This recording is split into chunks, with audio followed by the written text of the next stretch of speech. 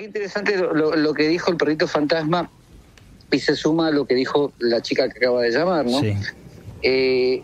Los lugares, ¿no? Vamos a puntualizarnos, para los lugares vamos a utilizar una frase, memoria de impregnación. Ok. ¿No? O sea, ya está, esto el señor MR lo dijo varias veces y aparte está esto científicamente probado mediante la termodinámica, que no puede permanecer la energía en sí de un espíritu o un alma en un lugar. Okay. O sea, ¿y por qué está comprobado? ¿Por qué? Porque la energía necesita de qué alimentarse. Okay. Y claro, ¿qué es lo que pasa? Para que tengan esa energía tienen que generar una cierta temperatura, o sea, tienen que generar calor. Y tiene que haber una fuente de energía para que esa energía se mantenga. Claro. ¿Entendés a lo que voy? Por eso es que voy a la memoria de impregnación. Y vamos acá a ir un poquito más a lo terrenal y, si se quiere, también un poco a lo espiritual, la permanencia de la conciencia, ¿no? Sí. La permanencia de la conciencia puede ser que sea lo que conocemos como fantasma, puede ser lo que conocemos como un poltergeist. ¿Por qué? Porque posee una inteligencia, o sea, es la permanencia de la conciencia. Cuando nosotros morimos, nosotros sabemos que tenemos electricidad en nuestro cuerpo, o sea, nuestro cuerpo funciona por un porcentaje de electricidad porque nuestro corazón al bombear tiene impulsos eléctricos y nuestro cerebro también. Sí, claro. O sea, esto es no es que se me ocurra a mí, esto es así, está comprobado. Pero ¿qué es lo que pasa? Puede que lo que permanezca es la conciencia de la persona, y no el éter, sino que la conciencia de la persona. Porque, a ver, vuelvo a decir, mediante la termodinámica está comprobado que no puede permanecer si no tiene una fuente de alimentación permanente. Sí. ¿Entendés a lo que vamos a decir? Por eso está institucionalizado y ya está muy tomado como verdad esto de algún libro con poca seriedad, de Hollywood. O sea, Hollywood tiene mucha culpa también en esto de hablar de las energías, ¿no? Y a esto le suman las larvas astrales, los vampiros energéticos, sí. un montón de cosas, ¿no? Que sabemos muy bien que es un varieté de cosas para personas que viven de que la gente crea eso. Pero entonces vamos a hablar un poquito al hecho en sí. Tiene mucho que ver en las apariciones, que no estoy diciendo que no existan las apariciones, porque sí que existen, y lo sé porque sabes muy bien, hemos hablado en privado, yo padecí fenomenologías paranormales, que es la permanencia de la conciencia, la memoria de impregnación y la historia de un lugar o un escenario, y lo que la gente cree de ese lugar.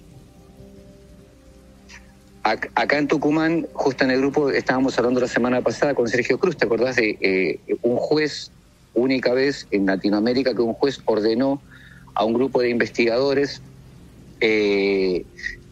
realizar un relevamiento en una escuela, porque una nena había visto una aparición y todas las personas de la escuela vieron aparecer una mujer de blanco? Okay. ¿Qué es lo que pasa?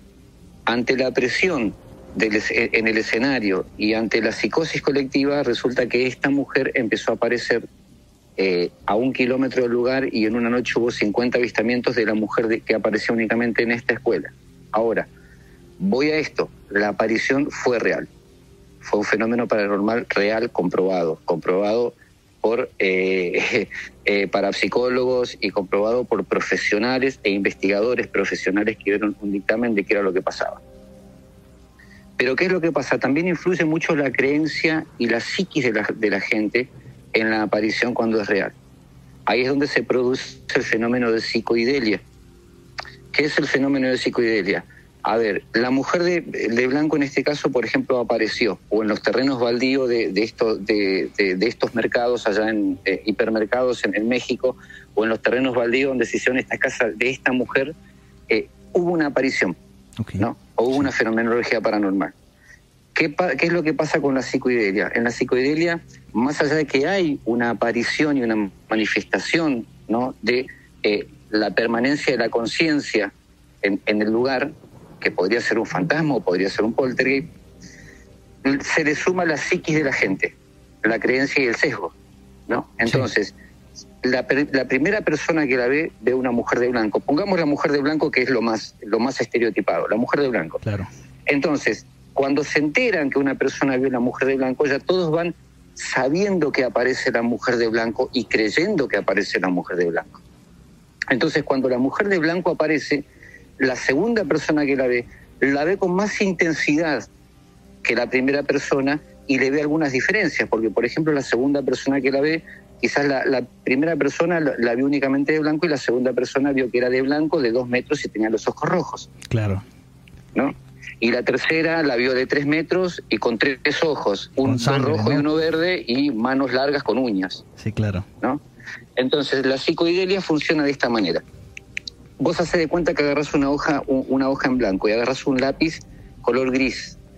La primera persona te dibuja lo que vio. Ahora, la segunda persona que lo vio, sobre ese dibujo marca con un lápiz negro y resalta más las cosas. ¿Por qué? Porque ya tiene esa imaginación. La psiquis ya está jugando porque ya venía con esa creencia y ese miedo. La tercera persona con un lápiz más oscuro y más grueso, la cuarta persona con un lápiz más oscuro y más grueso, hasta que la décima persona te viene con un lápiz del espesor de un carbón y te lo dibuja y te dibuja un monstruo. Ahora, la aparición y la manifestación sí ocurrió. Ahora, acá es donde también hay algo que yo siempre discuto y todos se me van de patada a la cabeza voladora como para arrancarme nada, ¿no? Porque dicen, no, es imposible. No es que estas entidades se alimenten de nuestra energía. Eso es un gran mito. En realidad, nuestra psiquis magnifica lo que estamos viendo. O sea que es todo lo contrario. Nosotros nos alimentamos de esa creencia y de ese miedo. Alimentamos nuestra psique, nuestro cerebro primitivo. Entonces magnificamos lo que estamos viendo. Que la aparición está y la manifestación, seguro que está. Pero no es que se alimenta de nuestro miedo y se hace más grande, sino que nosotros, ¿no?, alimentamos a eso, o sea, con nuestra psique. O sea, no es que esto se alimenta de nosotros, sino que nosotros nos alimentamos de él. ¿Por qué? Nuestro miedo se alimenta de lo que está viendo y magnifica todo. Ok. ¿Entendés a lo que voy? Sí, Yo pongo siempre un ejemplo muy simple, ¿no? A mí, es como se cuentan las cosas. A mí, en una cuadra, en una esquina, me pegaron con una piedra de cantorrado en la espalda, al costado, y me hicieron un moretón. A mitad de cuadra, alguien contó que me pegaron con un ladrillo, con un bloque, sí, ¿no? Y me fracturaron 2 costillas. Y en la esquina la versión es que me tiraron con un adoquín de 200 kilos y me rompieron la espalda y me dejaron paralítico. Ahora, el hecho ocurrió, que a mí alguien me pegó con una piedra, es real, pero se fue deformando a medida que lo fueron contando, o qué es lo que las personas imaginaron que pasó o potenciaron, ¿se entiende? Claro, claro. Ok, ya más o menos ya entendí. O sea, lo que pasa es que nosotros percibimos, por ejemplo, cierta, podríamos llamarle, cierto factor, un detonante, ¿no? Y lo que pasa es que nuestra psique lo que hace es amplificarlo. Claro, lo magnifica. Sí, claro, o sea, lo magnifica con respecto al miedo y a esta, le podríamos llamar histeria colectiva, ¿no? Porque varias personas comienzan a alucinar, o bueno, más que nada como a, ¿cómo se puede decir? A predisponerse. Sí, o sea, a ver, es una psicosis colectiva. Sí. A ver, ahora sí, a 1 kilómetro apareció esto, es más probable todavía, es más comprobable que la manifestación exista. ¿Por qué? Porque según el padre Quevedo, uno de los primeros curas parapsicólogos que siempre desmintió y estuvo en contra de todo lo que es espíritus y apariciones, siempre estuvo en contra, rarísimo, un cura que te diga esto, ¿no? Pero bueno, uno de los primeros padres parapsicólogos decía que para que se compruebe que una manifestación es real, la manifestación tiene que manifestarse en un lugar superior a los 100 metros de la locación donde apareció la primera vez. Okay. Eso significaría que sí, que esa memoria de impregnación esa permanencia de la conciencia puede trasladarse a otro lugar. Entonces se comprueba que sí hay una manifestación. Ahora voy a esto, más allá de la psicosis colectiva, que hubo 50 avistamientos, con que de esos 50 avistamientos 2 sean reales, ya es comprobable que la manifestación está. Sí, claro. O sea, tampoco digamos que fue una psicosis colectiva y todos alucinaron, no, que con que 2 personas de esas 50 lo hayan visto realmente, ya es comprobable que sí, que haya una manifestación. Ahora, vuelvo a lo que es la energía. De acuerdo a la termodinámica, no puede permanecer una energía, y menos un alma como energía en el lugar, porque no tiene de qué alimentarse. Entonces, vayamos a la psiquis, vayamos a lo más terrenal y lo más real, que es la permanencia de la conciencia. ¿No? Porque una cosa ya está comprobada, ahora la otra está a comprobar. Claro. Por eso es que justamente es un fenómeno paranormal, porque escapa de toda lógica. ¿Se entiende a lo que voy? Sí, sí, más o menos, un poquito complejo ya estos términos, pero más o menos, creo que sí.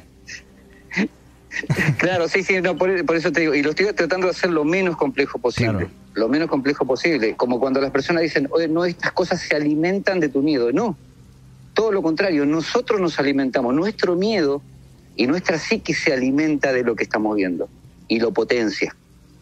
Okay. Lo potencia y lo magnifica. Por eso vos fíjate que un claro ejemplo del perro familiar, la leyenda de que una vez contó Sergio, que también la contó acá. O sea, el perro familiar hay muchos que dicen que es un perro de 2 metros con ojos rojos, otros dicen que es un perro de 1,5 metros más o menos con ojos rojos y con cadenas. O sea, cada uno le pone de su cosecha. ¿Cuál es su cosecha? Su psiquis, su miedo, su creencia, su sesgo. A ver, es posible que exista el perro familiar. Pero caramba, ahí nuestra psiquis siempre influye. Todos dicen, no, vos decís que pasa todo por la mente. Pero claro, todo pasa por la mente. Y sobre todo el miedo pasa por nuestra mente. Claro. Porque el miedo no es algo que viene nada más. El miedo es nuestra psiquis. O sea, se potencia a lo que nosotros le tenemos miedo, ¿no? A lo que fuimos aprendiendo. Entonces, todas las personas, vos fíjate que siempre cuentan algo sobre un lugar. Vos fíjate que siempre te cuentan la historia, que era un cementerio, que murió mucha gente. En la puerta de mi casa mataron hace 24 años 6 personas. ¿Cuántas personas? Entonces, ¿qué tendría que...? A 6 personas mataron. 6. Vino un loco, bajó en un auto justo en donde yo estoy parado ahora, que es la puerta de entrada de garage de mi casa, General Paz 1620, acá en Buenos Aires. Bueno, vino un loco, paró enfrente, bajó con una ametralladora del auto y mató a 6 personas. Entonces, en mi casa, ¿qué tendría que haber? Okay. ¿Entendés a lo que voy? Sí, sí, sí. Y cuando yo hablo del respeto a los cementerios, es el respeto a una persona que estuvo viva y que fue llorada y que es extrañada por otras personas. O sea, claro. Respeto al cuerpo o a los restos de la persona que está ahí y respeto a las personas que lo aman y lo extrañan. ¿Entendés? Porque también el cementerio es el lugar menos indicado para que la permanencia de la conciencia quede. ¿Por qué? Porque si tiene algo por resolver va a ir al lugar donde tiene que resolverlo. Porque ese lugar fue traído para que su cuerpo se descomponga. O sea que no es el lugar donde pueden resolver algo. Y tampoco tienen cómo quedar atrapados en ese lugar. O sea, sobre todo, un cementerio es el lugar menos indicado donde podría haber un alma, un demonio o lo que fuera. Claro. Es el lugar menos indicado. Porque si tienen cosas por resolver, bueno, van a ir a su casa o al lugar donde tengan que resolverlo. En el cementerio no le pasó nada. En el cementerio lo que pasó fue que los enterraron, nada más. Okay. Hicieron un hueco y los pusieron ahí adentro. Claro. Pues sí, es el lugar en donde descansan los restos y pues también hay como seres humanos, como todos vamos para allá, también hay que tener un respeto. Yo comprendo y entiendo lo que nos comentabas la vez pasada, ¿no? Que es total una falta de respeto ir a grabar a un cementerio. Claro, en realidad respetar a los que sobreviven al cuerpo que está ahí. Claro. Por más que uno no los conozca. Así es. Y primero, respetar los restos que están ahí. Y respetar a los que los sobreviven, por más que no lo conozca. Así es. Mi querido amigo... Siempre lo que hablo de eso. Claro.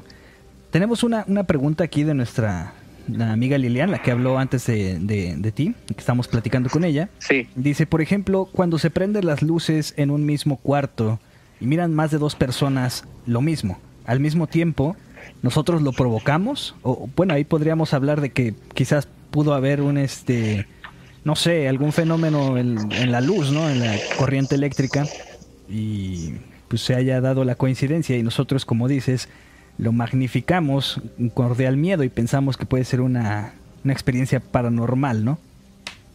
Sí, no, ojo, a ver, puede ser que ahí no se esté magnificando, puede ser que haya una manifestación. Okay. O sea, existe la posibilidad de la manifestación, pero también existe la posibilidad de la telergia espontánea, que sea el miedo y el sesgo de una persona que provoque, una vez te había explicado, ¿no?, que es, según la creencia, que es lo que es el poltergeist y el efecto poltergeist.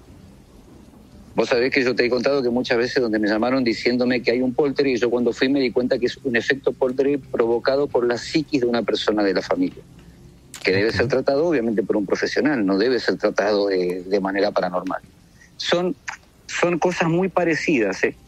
Tenés que saber con los años diferenciar cuál es el efecto poltergeist del fenómeno poltergeist. Por ejemplo, el fenómeno poltergeist no dura más de 4 minutos y el efecto poltergeist puede llegar a durar 8, 10 o 12 horas. Ok, muchísimo. ¿Entendés? Claro, porque lo está provocando un miembro de la familia. Claro. Y lo provoca permanentemente, inconscientemente, por telergia espontánea. O psicoquinesis espontánea, como se lo llamaba antes. Okay. Pero a ver, yo lo que quiero, porque la gente es muy literal, ¿no? La gente es muy literal y la gente siempre piensa que lo que yo digo es tirar por la borda lo que dicen las personas. No, lo trato de explicar de la manera más lógica posible y estoy diciendo que sí existen las manifestaciones. Claro. No, sí existen. Lo que pasa que a veces la manifestación, más allá de que esté ahí, nuestro cerebro y nuestro miedo se alimenta de eso y lo magnifica. Sumado a la memoria histórica del lugar, a la memoria de impregnación del lugar, lo que uno ya cree del lugar. Vos fíjate que todos cuando cuentan algo de un baldío, algo saben la historia. Ya saben la historia de que, ¿cuál es lo que siempre cuentan? Que murió gente. Siempre. Sí. Vos fíjate que indefectiblemente todos cuentan que murió gente, o si no que fue un cementerio indio, o si no que fue un cementerio y únicamente corrieron las lápidas, pero no los cuerpos. Siempre es lo mismo. Entonces hay una creencia arraigada en eso, ¿no? Y en base a esa creencia, si hay algún tipo de manifestación, en base a esa información que tiene la persona, magnifica lo que está pasando, que no significa que no esté pasando. Que no significa que no esté pasando. Claro, hay la posibilidad. O sea, esto lo tengo que aclarar 20.000 veces porque si no se me van, te vuelvo a decir, se me vienen todos después al privado con la patada a la cabeza, pero viste, voladora. Sí. Claro, no, explicarlo lo más lógico, de la manera más lógica posible, porque a ver, que la energía permanezca ahí, desde el punto de la termodinámica está comprobado que ninguna energía puede permanecer en un lugar si no tiene algo de qué alimentarse, una fuente de energía mayor de la cual alimentarse. Claro. Y tiene que generar sí o sí una luminosidad y sí o sí tiene que generar una temperatura elevada. Claro, es como decía el amigo Perrito que Fantasma. Es todo lo contrario a la baja temperatura que todos dicen que sienten. Así es, exacto. Como decía el amigo Perrito Fantasma, es un ejemplo muy claro, es el fenómeno de combustión.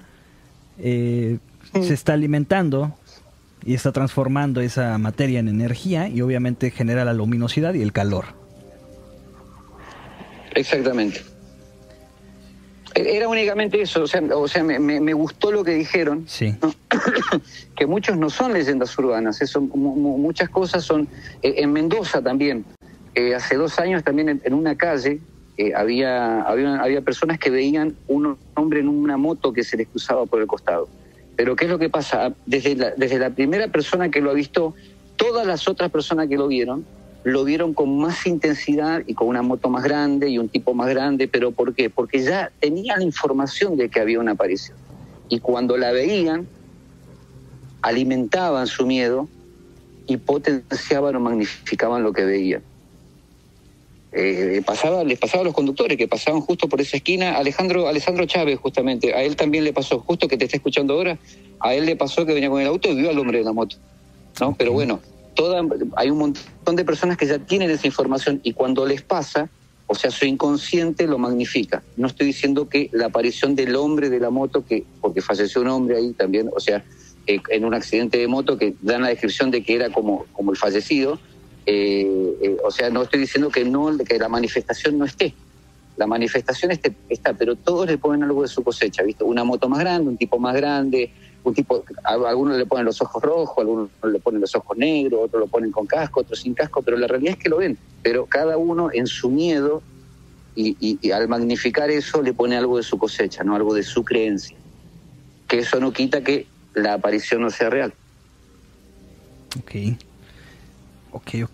Otra pregunta, mi querido amigo, perdona, es que está bien interesante y hablar con alguien que sabe tanto del tema. Nosotros, la verdad es que somos más aficionados que conocedores, ¿no? Pero dice Silveón que ¿qué pasa si tú tocas al ser? ¿Se puede tocar a un ser, algún fenómeno poltergeist o algún ser espiritual oscuro o algo así? Mira, lo que pasa es que a algunas personas le pasó.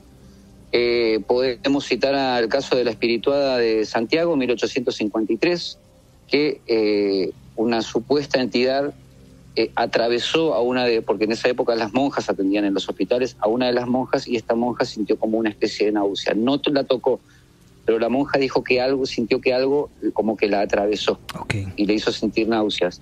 Después hay un caso justamente en México también, de una chica que veía el fenómeno de gente sombra, que es una de las primeras etapas para el fenómeno poltergeist, que vendría a ser hay algunos fenómenos sombras que son parecidos a un fenómeno poltergeist, pero que están en un solo lugar de la casa. Por ejemplo, hay muchos que están en un solo lugar, no se mueven. Y esta chica inclusive hablaba con la sombra cuando la veía, y una vez sin querer, cuando ella estaba entrando de golpe a la cocina, esta sombra estaba en la cocina y ella pasó, la atravesó y sintió náuseas y dolor de cabeza. O sea, eso es lo que está registrado, pero no que lo hayan tocado, porque no es materia. Claro, pues técnicamente no es materia. Sí, que como no es materia es imposible que lo tocáramos, ¿no? Pero claro, es arraigo y permanencia de conciencia. Claro. También puede ser producto de nuestra mente, lo que yo pensaba y relacionaba con lo que nos mencionabas, que nuestra mente pueda simular que estamos tocando este ser, este ente, ¿no? Recordemos que la mente es poderosa y se cuenta que incluso, por ejemplo, en las pesadillas, cuando tenemos un sueño muy, muy vívido, podemos sentir quizás cuando alguien nos toca, ¿no? Esto puede pasar también gracias al miedo. Es que todo pasa en este ámbito en base al miedo. El miedo es uno de los pilares lo que te estoy diciendo, es lo que potencia todo. Claro. Justamente todo nace a raíz del desconocimiento y del miedo. Sí, que es uno de la psiquis de uno. Claro, es uno de los sentidos, yo creo, primordiales del ser humano y el más instintivo. El miedo, lo que nos hace entrar en diferentes etapas, incluso en modo de supervivencia, cuando el instinto sale a relucir y nos puede jugar muchísimas cosas, quizás hasta malas jugadas, ¿no? Por así decirlo. Sí, totalmente. O sea, yo una vez siempre doy el ejemplo de la historia de la casa abandonada, y uno llega y ve una viejita durante el día y ve la misma viejita, pero no a las 12 del mediodía, sino a las 3 de la madrugada. Okay.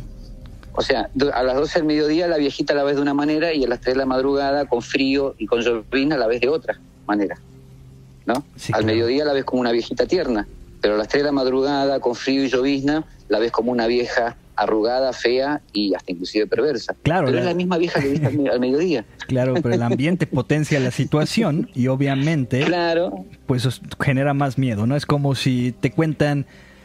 vamos a hablar de por ejemplo, de los relatos que contamos al principio del programa, ¿no? Que no son reales, pero si le cambiamos la música y le ponemos una música de circo, pues a lo mejor no va a ser igual, ¿no? Claro, esto es todo de acuerdo a cómo sea el escenario. Y te digo, el caso de acá de Argentina, un juez dictaminó que tenía que ir un grupo de investigación. Un juez dictaminó que tenía que ir un grupo de investigación. Y sacaron la conclusión que sí, que era una fenomenología paranormal. O sea, sacaron esa conclusión. ¿no? Obviamente mediante la presión. Después tenemos que ver también qué es lo que contamina el lugar, ¿no? Porque ya cuando muchas personas van porque dice que está pasando algo, ya el lugar está contaminado porque ya está lleno de una psicosis colectiva de personas que creen algo del lugar. A ver, te pongo un claro ejemplo. Acá en la Argentina, yo veo muchos exploradores en Argentina, en Chile, en Perú, en México también, que de golpe cuando van a un lugar, de golpe cae una piedra, ¿no? Y dice, sos una bruja, tiraste una piedra, pero ellos no piensan en el fenómeno de litotelergia. Automáticamente piensan que es una bruja. Ni siquiera pronuncian el fenómeno de litotelergia, que es el fenómeno que la telergia de una persona pueda atraer algún objeto y que caiga y se vea como que fue arrojado. Entonces todos asumen que lo que le tiró una piedra es una bruja. Entonces ya todos tienen institucionalizado que las brujas son tirapiedras. Vos fijate, pero esto es en el mundo, en Latinoamérica, por lo menos desde Argentina hasta México, todos los exploradores urbanos, cuando cae una piedra o algo, ya es una bruja que tiene una piedra. Sí, claro. O un nahual. Sí. Pero ¿por qué no piensan en el fenómeno de litotelergia? Primero, ¿no? Sí, claro. ¿Entendés? Pues, y tenemos acá los argentinos, che, boludo, vení, seguime que es una bruja. En México, oye, güey, no mames, es una bruja. Y en Chile, huevón, eso fue una bruja. Y ya, pero ni siquiera se pueden pensar en el fenómeno de litotelergia o darle una explicación. Ya es una bruja. Para ellos ya es bruja. Claro, pues ¿entendés? Es que... O sea, entonces eso ya se instala. Entonces cualquier persona que pase por ese pasaje, por esa gruta, por ese cementerio, por esa carretera, como le dicen allá, por ese camino, y cae una piedra, ya es una bruja, es la bruja que anda por ahí. No puede ser un fenómeno litotelergia, un fenómeno natural, un fenómeno provocado por la psique de una persona que está con un trauma muy grande, no, es una bruja. Claro, pues yo creo que... Es todo, de Sudamérica hasta Latinoamérica, o sea, es todo, son todos. Yo creo que esto... No llegan a pensar en este fenómeno de litotelergia porque, por ejemplo, nosotros, algunos, no tenemos el conocimiento, entonces yo creo que manifestamos lo que nuestro entendimiento nos da, ¿no? Por ejemplo, yo no conocía el término de la litotelergia, pero pues ahora la conozco y ahora posiblemente ya pueda aportar o pensar sobre el fenómeno, ¿no? Pero la persona que es desconocedora del tema, pues se le va a hacer muy complicado hablar de esto, y lo más sencillo es quizás hablar de un fenómeno paranormal o de una bruja. Entonces yo creo que el desconocimiento también es un factor muy importante para que todos... Mira, y ahora hay otra gran cosa que no está haciéndole flaco favor hasta inclusive a las exploraciones, porque entorpece el oído del investigador mismo, del explorador o del investigador, que es la aplicación de subtitular las psicofonías. Okay. Hay un subtitulador de YouTube que te subtitula las psicofonías, ¿viste? Cuando hacen la sesión de psicofonía. Sí. Y hay un explorador de acá de la Argentina que me mandó para que analice el audio y me lo mandó subtitulado. Y yo pensé que él ya lo había procesado y él ponía que era lo que él entendía que decía la voz, ¿no? En un momento él hace una pregunta, ¿estás acá? Se escucha. Y se subtitula así. Y después, ¿querés que me vaya? Se escucha. No, quédate. O sea, subtitula. Y yo miraba, yo le dije, pero... Me dice, ¿qué escuchaste? ¿Viste cuando dijo no, quédate? ¿Viste cuando me dijo sí? Le digo, mirá, le digo, lo que yo sentí fueron sonidos onomatopéyicos. Y le digo, pero... ¿cómo escuchaste eso? Me dice, no, es el subtitulador de YouTube. Ah, pero escúchame, eso te va a hacer flaco favor a una exploración, ¿eh? Eso te va a hacer flaco favor a una exploración. Porque el que subtitula va a hacer que la gente crea y dice, sí, escuchá bien que dijo sí. No, pero no dijo en ningún momento ni sí, ni quédate, ni nada por el estilo, ¿ves? Entonces se va a terminar instaurando que lo que subtitula YouTube es una psicofonía. Y yo le dije, aparte, subtitular una psicofonía. La psicofonía se interpreta. Si lo querés hacer de modo serio, lleva a una persona que tenga la capacidad de percepción o alguna capacidad de percepción con un papel y un lápiz, y hacer una psicografía, que es la persona que puede captar mediante un trance y transcribir lo que de golpe dice, puede llegar a decir una manifestación. Y quedaría mucho más serio que usar un subtitulador que te pone cualquier cosa. Porque la psicofonía es para escuchar, no es para leer. Para eso hace una psicografía. Claro. Que justamente Parravicino, acá en Argentina, fue practicado la psicografía. Nostradamus practicado la psicografía por medio de la autorregresión y tuvo todas las premoniciones. O sea, la psicografía se usaba porque evidentemente antes no había los aparatos electrónicos que hay ahora. Sí, claro, la tecnología ha cambiado. Y pues también me imagino que los aparatos van inventando personas como ¿cómo se llamaba? El famoso aparatito que según capta las psicofonías. ¿El Spirit Box? ¿Es algo así? No, claro, el nombre real se llama jaula de Faraday. Ok. Que funciona por una inhibición de amplitud modular. No funciona con barrido como funcionan los Spirit Box de ahora, que funcionan en frecuencia modular y en un barrido de entre 20 y 80 diales por segundo. Okay. O sea, el Spirit Box de hoy funciona totalmente distinto a la caja Faraday, que es el original. Sí, claro. En realidad lo mejor es usar la caja Faraday por inhibición de onda de amplitud modular, o si no, el grabador tipo reportero, como lo usaban antes con la cinta TDK de cromo. Claro. Y hacer las preguntas y esperar el tiempo para que conteste. Obviamente que es mucho más tedioso y no es tan entretenido para el que lo está viendo. Sí, claro. Pero es donde se obtienen los mejores resultados. Imagina cuánto se van a tardar, ¿no? Con la grabadora de mano y cuántas cintas van a utilizar para poder sacar tan siquiera un leve sonido. Sí, hay una sola aplicación que está funcionando ahora para bajarla al teléfono, que es buena herramienta, que funciona entre un 65 o 70%, que es una aplicación española y es gratis. Funciona entre un 65 y un 70%. No tiene respuestas aleatorias. Si vos lo abanicás, o sea, si vos lo cubrís, igual sigue funcionando. A veces con las pruebas de rigor, que es la prueba de las 3 preguntas sobre una misma cosa, te contesta, hay una voz que te contesta y te contesta de golpe qué es lo que tenés en la mano. Vos has visto un video mío donde pregunto y me han contestado 3 veces lo que tienen en la mano. Claro. Porque también cuando uno empieza una sesión de Spirit Box tiene que hacer las preguntas de rigor. Primero tiene que hacer la conciliación, ¿no? Que no la voy a decir acá. ¿Por qué? Porque después lo que puedan escuchar quizás lo usen para hacer payasadas. O sea, hay un inicio de conciliación y después están las 3 pruebas de rigor, ¿no?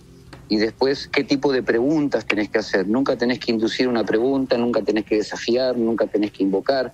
Por ejemplo, a mí me parece una aberración cuando dicen, si estás acá, manifestate que te quiero ver. Eso es una invocación plena a lo que vos no sabés qué es. Claro.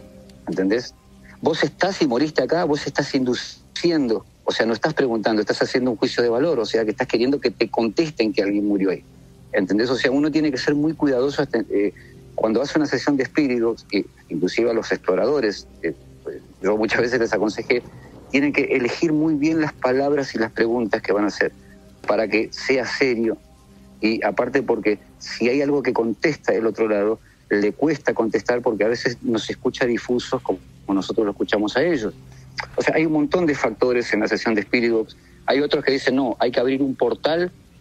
Y no hay que abrir ningún portal. El Spirit Box es un aparato electrónico que funciona por barrido de frecuencia modular, flaco. No hay que abrir un portal de nada. No hay que hacer ningún ritual. Okay. O sea, no agregues cosas. O sea, ya sé que da más emoción, ¿no? Pero esta es la realidad. El Spirit Box funciona de esa manera. Ok, sí. Pues también se podría hacer con una grabadora digital o meramente tendría que ser con una cinta de manera analógica. Sí, se puede hacer con una grabadora digital también. Ok. Se puede hacer con una grabadora digital porque tenés únicamente sonido ambiente. Y es más, yo la primera vez que hice, yo les explico, porque todos me dicen, a veces me dicen, vos tenés que ir a la noche y salir. Yo hice exploraciones desde el año 1986 hasta el año 1995.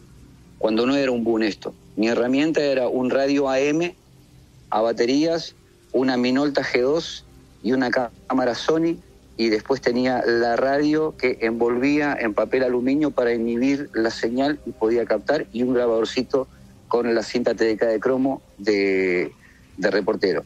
O sea, desde el año 86, con 14 años hasta el 95, yo hice exploraciones casi en todo Buenos Aires. Ok. También lo hice en el Chaco, porque me iba al Chaco, lo hice en Formosa, lo hice en Corrientes. O sea, yo cuando no había YouTube, cuando no había Face, yo lo hice porque lo aprendí en una revista que se llamaba Más allá de medianoche, española, que te enseñaban cómo fabricar las jaulas Faraday para poder lograr las psicofonías. Ok. O sea, me he mandado, muchas veces me ha asustado, pero que se me erizaban los pelos. Sí, sí. O sea, muchas veces me ha asustado, o sea, imagínate, yo era adolescente, o sea, ahora tengo 48 años, pero cuando sos adolescente y vas con un amigo, y la primera vez que lo hicimos, perdimos el radio porque no fuimos a buscarlo de nuevo. Ok, lo dejaron. Fue en la fábrica de municiones militares, donde mi tío abuelo era custodio y nos dejaba entrar. No fuimos a buscar la radio, dejé la pava que yo te dije, viste, que era la tetera del mate, todo, dejamos ahí, no la fuimos a buscar nunca más, con nuestros amigos del susto que nos dimos. Sí, porque claro. Hablaron, Sí, me imagino. Ok, qué interesante, mi querido amigo. Pues sí, la verdad, no tenía idea. Qué bueno que pues, sí me compré una grabadora digital, creo que sí, en algún momento a lo mejor y podremos captar algo, ¿no? Yo pensé que era nada más con método analógico, pero qué bueno que nos comentas que sí se puede con digital también. Y voy a checar cómo hacer también la jaula de Faraday. Vamos a ver qué tal. Algo muy interesante que vos dijiste, que una vez querías ir a un hotel, ¿te acordás que dijiste que querías ir a un hotel? Bueno, en el hotel lo que yo te recomendaría es que lleves el grabador digital, lo dejes sobre la cama y salgas de la habitación y te vayas durante 20 minutos. Y después vuelvas y escuches la grabación. Porque te digo que hay registros de grabaciones de personas que han hecho eso y han dejado el grabador con una cámara enfocando la habitación en un gran angular para que se vea que no hay nadie en una habitación, y se fueron, y cuando volvieron en las grabaciones había dos voces que decían: se fue, ¿a dónde se fue? No sé a dónde se fue. O sea, que charlaban entre ellas que la persona había salido de la habitación. Es un registro ese registro creo que lo lograron en Escocia. Okay. Sí, creo que en Escocia fue que lo lograron. ¿Entendés? Por ahí no es que vos interactúes, por ahí dejas el grabador y después te encontrás con la sorpresa de que alguien dijo sí, saliste de la habitación, o alguien habló, o se escuchó un ruido, o una voz, ¿no? Claro. Ok. No le vas a dar la emoción de decir, ¿estás acá porque te mataron? Sí. O sea, no le vas a dar la emoción de lo que se ve de golpe en YouTube. Claro. Pero vas a tener un registro veraz de lo que hiciste. Claro, totalmente. Y pues algo verídico, ¿no? Como dices, veraz. Y no Claro. No montado, ¿no? Y quizá no tan atrapante, pero real. Claro. Dice el amigo Perro Fantasma, ¿se puede obtener los mismos resultados con dispositivos digitales o análogos, o uno es mejor que el otro? Mira, hay que ver qué tipo de dispositivo tenés. Por ejemplo, voy a volcarlo a la imagen. Yo cuando hacía, hasta inclusive hace años atrás, que podía tener las cámaras digitales, que tenía cámaras digitales, siempre usé de golpe la Nikon, la F1 y la Nikon F2 analógica con rollo de 35 milímetros. Sí. Y con un disparador que es una esclava analógica también. ¿Por qué? Porque las cosas que son electrónicas o por sensor de temperatura, a cualquier variación pequeña se dispara la cámara. Y otra cosa que tienen las cámaras digitales te registran la imagen por escáner. O sea que si hay algo que se parece a un humano, a un perro, el escáner te lo termina de completar. Claro. ¿Entendés? Entonces la cámara analógica no. La cámara analógica es por un pentaprisma, ingresa luz y se plasma lo que ves en la luz. Y aparte sí o sí las fotos tienen que ser con flash. Ok. O sea, flash. Es mentira esto de que hay que apagar la luz y no. La cámara, las fotos en una investigación tienen que ser con el mejor flash y con la mejor iluminación. Ok. ¿Entendés? Con lo digital sí podés captar, pero tenés que tener en cuenta que en imagen, por ejemplo, lo digital te termina de completar, o sea, hasta inclusive te genera una pareidolia, te termina de completar una imagen porque en el registro ve que es similar a algo, entonces termina de completarlo para que se pueda ver. Sí, claro. Recordemos que las cámaras ahora, o también los celulares, lo que incluyen es un procesador digital, como lo mencionas, ya sea un chip de inteligencia artificial, y como lo mencionas, prácticamente es lo que hacen, como las pantallas que rellenan ese espacio, tal vez, lo que piensa que es, por ejemplo, un humano y te puede hacer una silueta. Entonces ahí te estaría y vos generando. Vos lo viste una vez en el grupo. Yo en la planta que tengo acá al costado donde yo estoy hablando, Sí. saqué una foto sin flash y seguido saqué una con flash, y vos fijate que todos los del grupo empezaron a marcar que era lo que se veía. Se veían 20 caras y hasta una parecía la cara de un demonio. Claro. Y después le dije, bueno, este es el lugar, y cuando le saqué con flash era una simple planta. Con un flash, mi teléfono tiene un flash muy bueno, ¿no? Sí. O sea, por eso las fotos a sacar deben ser con un muy buen flash. No se tienen que sacar fotos a oscuras, porque en la oscuridad todos los gatos son pardos, dicen, ¿no? El dicho. O sea, no vas a tener fidelidad en lo que tenés. Uno lo que busca en una exploración o una investigación es la fidelidad de la imagen. ¿Cómo lográs la fidelidad de una imagen? Mejorándola en todo sentido, en calidad de ISO, que es la sensibilidad que le pones Sí. a la cámara, y los ZF del flash, ¿entendés? Sí. O sea, tiene que ser un flash bien potente, que te ilumine todo. Si la manifestación está ahí, se va a ver. ¿Entendés? Y no hay tutilla, no hay manera de jugarlo. ¿Entendés? Pero la manifestación tiene que diferenciarse totalmente de los lugares. No, ahí mirá, cerca del circulito porque ves la sombra y ves una cara. Pero resulta que la otra sombrita al lado aparece otra carita y otra carita y otra carita, y después, ¿viste? Aparece el topollillo, ¿viste? Entonces, eso pierde seriedad a la hora de analizar una foto. Claro. O sea, porque todo. Sí, claro.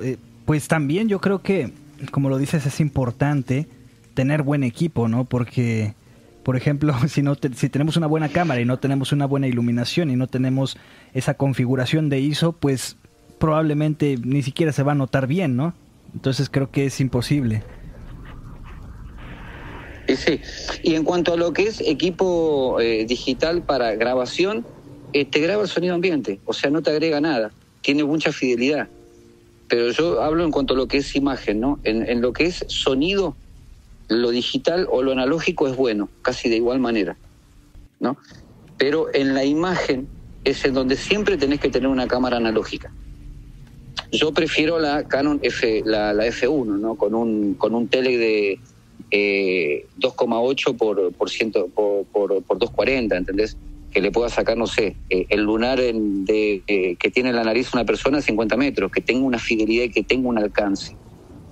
¿Entendés? No un lente de 28-45 con una apertura de 4,5. Con eso no hago nada, porque saco algo y me sale todo borroso y en cualquier sombrita veo una cara. Claro. Te explico, soy recibido en fotografía, soy fotógrafo experto en fotografía. Ah, perfecto, muy bien. Sí. No, sobrepasas por mucho mis conocimientos de fotografía, la verdad. Sí. Muy bien, pues sí. Por eso es que en el grupo donde colaboré durante 10 años yo era el que analizaba las fotos, ¿no? Okay. Y te digo una cosa, en muchas exploraciones que hemos hecho y muchas investigaciones, era cosa de sacar 770, 800, 1200 fotos. Eso era lo base que hacíamos. Y te digo que de esas fotos a veces sacabas algo que era medio dudoso y por ahí a veces alguna que otra manifestación. Pero después, rara vez, no es que aparecen siempre, ¿entendés? Si vos te pones a hacer captura de pantalla de una filmación, yo te puedo filmar ahora el patio de mi casa, te hago una filmación y te empiezo a hacer captura de pantalla y vos me vas a decir, tu casa está llena de entidades. Ok. ¿Entendés? O la gente que va a los cementerios y saca las fotos así en una panorámica y allá donde están los árboles, de entre los árboles se ve un rostro. Y sí, de entre los árboles siempre se va a ver un rostro. Eso se llama megalodolia. Megalodolia. Claro, ese fenómeno de megalodolia. Vos ves una imagen en lo que es un paisaje boscoso o un paisaje rocoso. Eso se llama megalodolia, que es la pareidolia. Ok. Pero en un paisaje. La pareidolia pasada a lo que es el paisajismo. Ok. Esto sí no lo conocía, pero gracias por el dato. Ya vamos aprendiendo bastantes términos más el día de hoy. Bien interesante, mi querido amigo, porque, por ejemplo, pues nosotros desconocemos, como te digo, más que nada somos un canal que nos gusta platicar de todo, pero a la vez como que somos muy fanáticos, no nos metemos tanto en esto, pero pues a platicar con una persona que sí tiene conocimiento del tema es bastante interesante. porque nos aporta muchísimo y como te digo, pues obviamente nos abres la mente y también llevas un escalón más allá. Y mira, en fotografía analógica hay un truco que para hacer las personas se puede conseguir una cámara analógica. La cámara analógica tiene una apertura de diafragma y un tiempo de exposición. Así es. La apertura de diafragma es cuánto se abre el cierre que tiene. El sensor, por así decirlo. No, hay un cierre, hay una cortina que tiene que se abre. Ah, ok. A veces se abre como cuando querés dar profundidad focal tenés que cerrarlo más para que tenga más profundidad focal. Cuando más lo abrís, más luz entra, pero perdés profundidad focal. Claro. Que significa que parece como que si sale un grupo de personas, parece como que las personas están pegadas unas a otras. Okay. Si vos cerrás el obturador, le das la profundidad focal y le das el relieve a la foto. Bueno, lo que nosotros solíamos hacer era en una habitación que le llamábamos el cuarto negro. O sea, llevábamos todo el equipo con un manto negro y enfrente de la cámara, o sea, poníamos la cámara contra la pared de una habitación donde había posibles manifestaciones y poníamos un manto negro del otro lado, ¿no? La cámara tiene un tiempo de obturación, tiene un tiempo de apertura de diafragma y de obturación. ¿Qué es lo que pasa? El tiempo vos podés poner hasta 3000 segundeavos, que es la fracción número 3000 de un segundo, hasta 2,5 segundeavos, o lo podés abrir hasta 1 minuto, mantener abierto 1 minuto, 2 minutos, 3 minutos y 5 minutos, ¿no? Entonces, ¿qué era lo que hacíamos nosotros? Apagábamos la luz y dejábamos el obturador abierto al máximo y apretábamos el botón para que el diafragma se mantenga abierto durante 5 minutos. Y dábamos un disparo de flash con la esclava y un testeador. Íbamos dando disparo de flash cada 40 segundos en la habitación oscura y salíamos. Después, cuando salíamos, teníamos que revelar la foto. Cuando revelábamos las fotos, se veía si algo pasaba enfrente de la cámara. Con el flash se iba viendo el movimiento de lo que pasaba. Y muchas veces hemos captado en 2 secuencias una especie de manifestación con forma humanoide que pasó por enfrente de la cámara. Okay. Eso se llama el truco del cuarto oscuro. El truco del cuarto oscuro. Le pusimos nosotros, lo bautizamos así porque en realidad es un truco que se usa. No sé si alguna vez vos viste una foto ¿viste un golfista que le pega la bola y todo el palo de golf hace como un abanico? Sí. Bueno, eso está hecho con el obturador abierto durante 5 segundos y un disparo de flash, ¿viste? Como en las discos, el disparo de ese flash como que te enceguece. Sí. Entonces, ese disparo de flash va secuenciando cada movimiento y parece que es una figura secuenciada y lo que queda es la persona quieta, el cuerpo de la persona quieta y todo el abanico de la seguidilla del palo de golf. Eso era lo que hacíamos nosotros, es una táctica de fotografía. Lo que hacíamos nosotros era que cada 20 segundos se dispara el flash con el obturador abierto para ver qué era lo que pasaba por enfrente. Okay. Y poderlo tomar en varios lugares. Ok, sí, es como...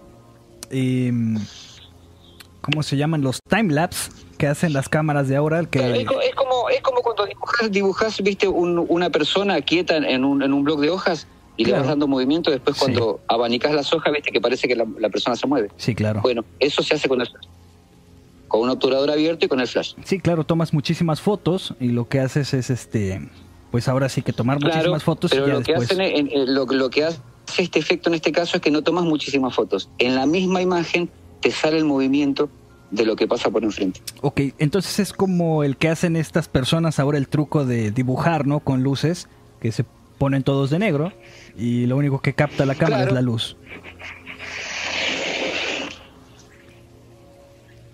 ¿Hola? Sí. ¿Se cortó?